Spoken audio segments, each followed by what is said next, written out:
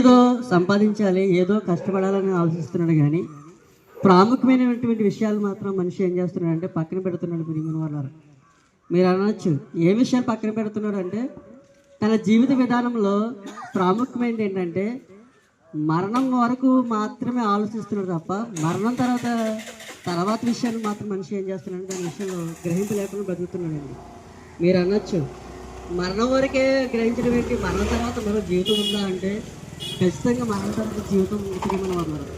కానీ మరణం తర్వాత జరిగేటువంటి జీవితం కోసం మనిషి ఆలోచించట్లేదు. కానీ మరణం ముందు మాత్రం చాలా విషయాల్లో మనిషి ఏం చేస్తున్నాడు, జాగ్రత్తగా ఉన్నాను అనుకుంటూ ఏదో సాధించాలని ఏదేదో కూడబెట్టాలని ఆలోచిస్తున్నాడండి.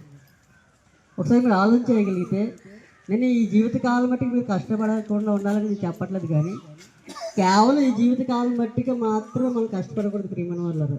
ఎందుకంటే ఒకవేళ ఈ జీవితకాలం మట్టిగా మనం కష్టపడితే కనుక తర్వాత కాలానికి వచ్చేటువంటి ప్రతిఫలానికి మనం ఏం చేస్తున్నామంటే అన్యాయం చేస్తున్నట్లుగా మనం ఏదో సంపాదించాలి, ఏదో కష్టపడాలని ఆలోచిస్తున్నాడు. కానీ ప్రాముఖ్యమైనటువంటి విషయాలు మాత్రం మనిషి ఏం చేస్తున్నాడు అంటే పక్కన పెడుతున్నాడు. ప్రియమైన వాళ్ళారా, మీరు అనొచ్చు ఏ విషయాలు పక్కన పెడుతున్నాడు అంటే తన జీవిత విధానంలో ప్రాముఖ్యమైనది ఏంటంటే మరణం వరకు మాత్రమే ఆలోచిస్తున్నాడు తప్ప మరణం తర్వాత విషయాన్ని మాత్రం మనిషి ఏం చేస్తున్నాడు దాని విషయంలో గ్రహింపు లేకుండా బతుకుతున్నాడండి. మీరు అనొచ్చు మరణం వరకే గ్రహించడం ఏంటి, మరణం తర్వాత మరో జీవితం ఉందా అంటే ఖచ్చితంగా మరణం తర్వాత జీవితం ఉంటుంది మనం అన్నారు.